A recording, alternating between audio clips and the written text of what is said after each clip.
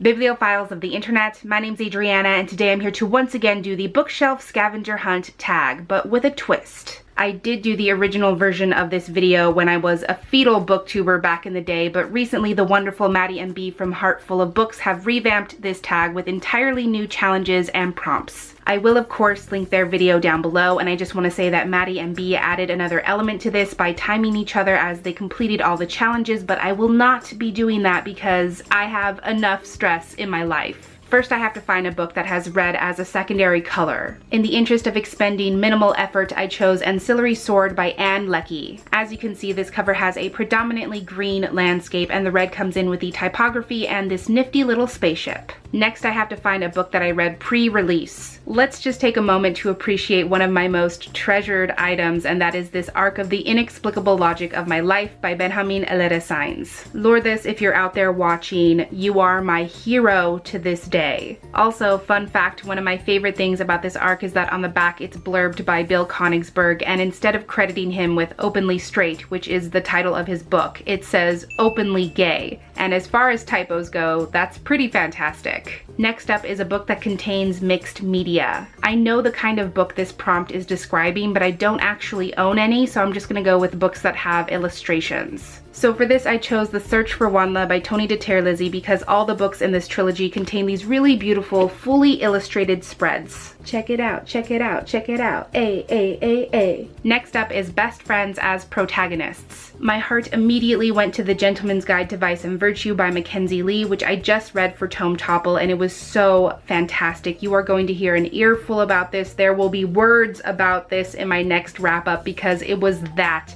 good. My life has been affected by this book. Next is a buddy read book. For this, I chose Furthermore by Tahera Mafi, which I read with one of my best friends, Sarah from the Book Witch's Cauldron, who is one of the best humans, and getting to read this with her and pick her brain about this story was one of the most unforgettable experiences. I would not have read this book with anyone else. Next up is a book I haven't read yet. I chose a book I've been thinking a lot about lately, and that is Sorry, Please, Thank You by Charles Yu, who wrote one of my favorite books of all time, How to Live Safely in a Science Fictional Universe, and this is a collection of speculative short stories, and his writing is so delightful and thoughtful and funny as hell that I don't understand why I haven't read this. Next is a typography cover. For this, I chose a book that I highly recommend, one that should be a universal reading requirement, and that is Everyday Sexism by Laura Bates. Next, I have to find an author surname beginning with D. For this, I came across These Gentle Wounds by Helene Dunbar. This is actually like a hidden gem contemporary YA story that's all about the intersections of mixed family, domestic violence, abuse, and the effects of PTSD. It's actually written very well, and it's a pretty fantastic book.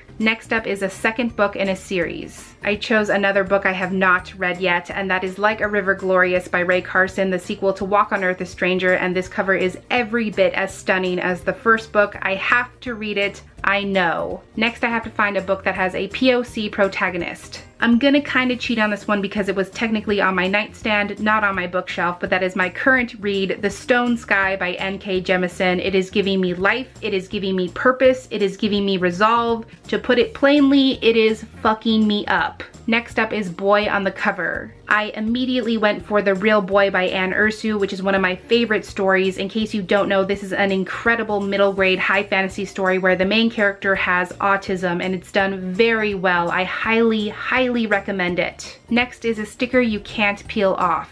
I'm going back to The Stone Sky for this one because it has this sticker that's not really a sticker, that just says from the author of the 5th season, winner of the Hugo Award 2016, might I add, winner of the 2017 Hugo Award, winner of the 2018 Hugo Award. Let's be real. Now I have to find a book title with 6 words or more. I went straight for the Fairyland series, and I chose The Girl Who Soared Over Fairyland and Cut the Moon in Two by Catherine M. Valente, queen of lengthy titles. Now I have to find an alliterative title where all the words in the title start with the same letter. Again, pretty simple. I went straight for the Series of Unfortunate Events. I could have chosen any book from that series really, but I went with The Grim Grotto by Lemony Snicket, which is one of my faves. Now I have to find 2 books where the titles rhyme, which is gonna be tough.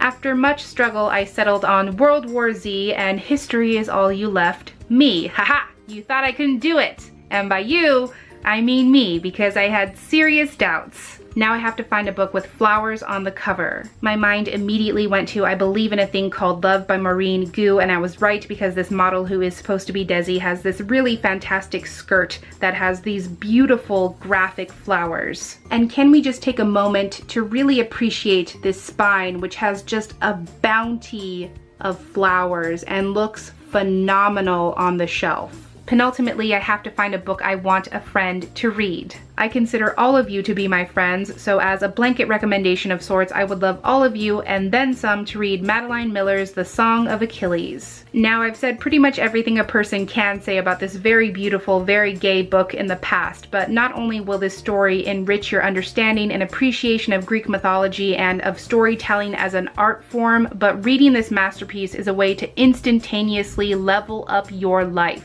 If you share space with this story, if you allow it to devastate you and break you and reshape you, you will practically gain 10 years of life. It's not scientific, it's not something I can guarantee, but it's something I feel deeply in my heart. And the last thing I have to do is find a book cover with 3 or more colors. I instinctually gravitated towards The Interestings by Meg Wolitzer, which is this beautiful cacophony of rainbowy goodness. I don't know if anyone in this story is queer, but it's giving me queer vibes, you know what I'm saying? So those are all the challenges for this new edition of the Bookshelf Scavenger Hunt tag. For this, I would like to tag Sajid from Books Are My Social Life, Joss from Squibbles Reads, Cece from Problems of a Book Nerd, and Kayla from Bookadoodles. But that is everything I had for this book tag today. Thank you so much for watching this video. I really hope that you enjoyed it, and I will catch you on the flip side of the page.